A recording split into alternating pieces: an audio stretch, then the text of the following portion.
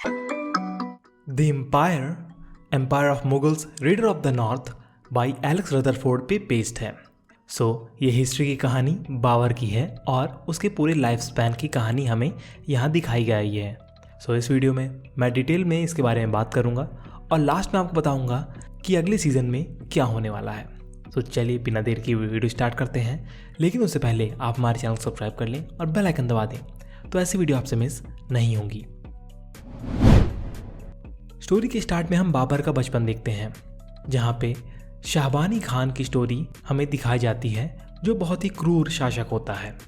शाहबानी खान बाबर के पिता फरवाना के बादशाह उमर शेख को पैगाम भेजता है जंग के लिए, जिसके बाद बादशाह बातचीत करने के लिए तैयार हो जाते हैं शाहबानी से, पर एक भूकंप में बादशाह मर जाते हैं। अब उमर के अंतिम संस्कार के दिन बाबर पे हमला होता है और शाहबानी खान उसे पैगाम देता है।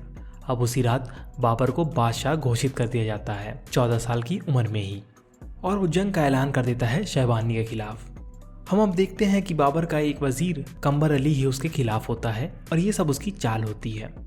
बाबर अब समरकंद पे सीज बना लेता है 1494 में, और इधर शाहबानी फरगाना पर कब्जा कर लेता है कंबर अली की मदद से।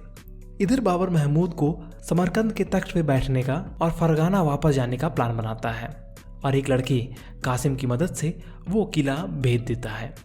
बाबर अब शाहबानी को अपने परिवार के बदले फरगाना दे देता है और उसकी सौतेली माँ मान जाती है और उन्हें भेज देती है, जिसके बदले ज़ाफ़रान को शाहबानी मार देता है। और इधर समरकंद के साथ बेगम महमूद को बादशाह बनाने वाली बात निगलेक्ट कर देती हैं। अब 6 साल बीत जाते हैं और शाहबानी सीज किए हुए बैठा होता है समरकंद पर। महमूद बाबर को धोखा दे रहा होता है और उसे मार दिया जाता है, और साथ ही उसकी बीवी और बच्चे को भी। बाबर अब शाहबानी से मिलता है और बाबर फिर हार जाता है और अपने खानदान की आज़ादी मांगता है, पर शाहबानी उसकी बहन को मांगता है, जो कि वो मंजूर कर लेता है। जिसके बाद वो लोग वहाँ से चले जाते हैं और बाद में बाबर नशे में डूब जाता है, लेकिन माँ के करीब करीब मरने के बाद वो बदल जाता है। फारस के शाह अब समरकंद पे हमला करने का पैगाम भेजते हैं, पर शाहबानी उसे इग्नोर कर देता है, और इधर बाबर अपना साम्राज्य फैलाने में लगा होता है। बाबर अब शाह को अपने साइड लेना चाहता है और फारस के शहजादे के पास वो पैगाम लेके भेजता है कासिम को। खानजादा शाहबानी का भेद बाबर तक भेजती हैं, पर पकड़ी जाती हैं, पर वो ट्रिक करके वजीर को ही मरवा देती हैं और बताती हैं कि वो प्रेग्नेंट है। कासिम अब फारस के शाह से खबर लेके वापस आता है और बताता है कि वो उसके लिए राज़ी हो गए हैं, पर वो कुछ बात छुपा देता है। पर थोड़ी देर बाद फारस की सेना वहाँ पे आ जाती है। बाबर अब समरकंद पर सीज बना लेता है।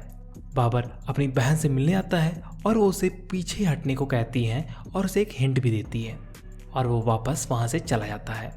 पर वो पीछे से पूरी सेना लेके समरकंद पे अटैक कर देता है रात के अंधेरे में, और लास्ट में शाहबानी को मार देता है। पर वजीर खान लड़ाई में मारा जाता है। बाद में उसे पता चलता है कि फारस के बादशाह का शर्त क्या थी और बाबर उनके नाम के अंदर हुकूमत करेगा। इस झूठ के लिए बाबर कासिम को निकाल देता है।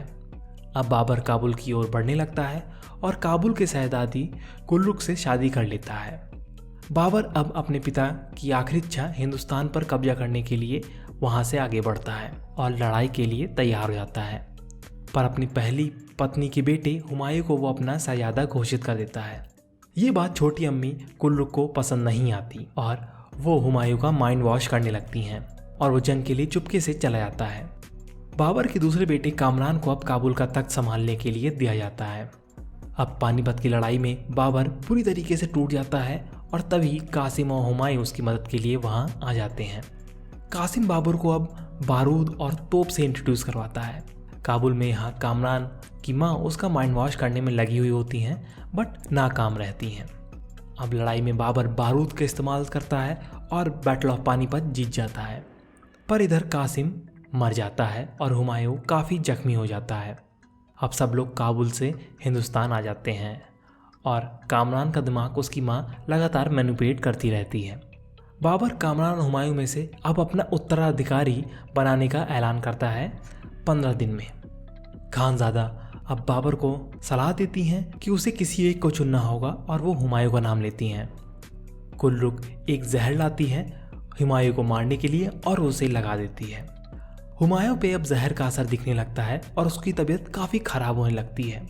खानज़ादा को अब शक हो जाता है कि ये सब कुल्लुक करवा रही है और वो किसी को भी हुमायूं से मिलने से मना करवा देती है सिवाय बाबर और मलिकाए हिंदुस्तान को छोड़कर। और इधर दुआ कर करके बाबर भी बीमार पड़ जाता है।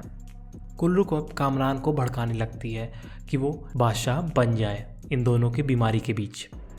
बाबर की तबीयत अब बहुत ख़राब हो जाती है और खानज़ादा अब हुमायूं को बादशाह घोषित कर देती हैं और बाबर अगली सुबह मर जाता है।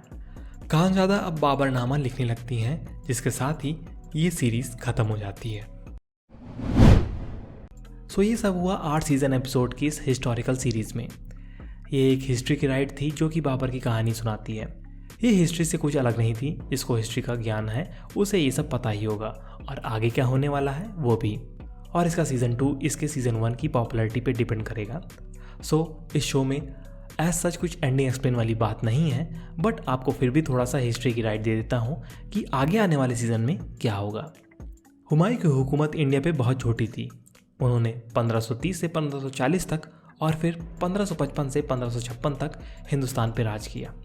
बाबर के मरने के बाद इनके भाई इनके खिलाफ हो जाते हैं और सिर्फ खलील मिर्ज़ा इनके साथ रहता है, जिसका बाद में भी असैसिनेशन करवा दिया जाता है। इसके बाद हुमायूं को भारत छोड़ के भागना पड़ता है और वो जाके फारस के शाह के पास चला जाता है और उनकी सेना की मदद से वो वापस हिंदुस्तान पे कब्जा करता है। सो मुझे जो लगता है कि अगला सीज़न हुमायूं पे बेस होगा और उनकी कहानी हमें जानने को मिलेगी। सो आपको कैसा लगता है आप हमें कमेंट सेक्शन में बताएं और आपको सीरीज़ पे क्या काम करेंगे वो भी। अगर ये वीडियो अच्छा लगा हो तो इसे लाइक करें और चैनल सपोर्ट के लिए सब्सक्राइब बटन और बेल आइकन दबाना ना भूलें। धन्यवाद।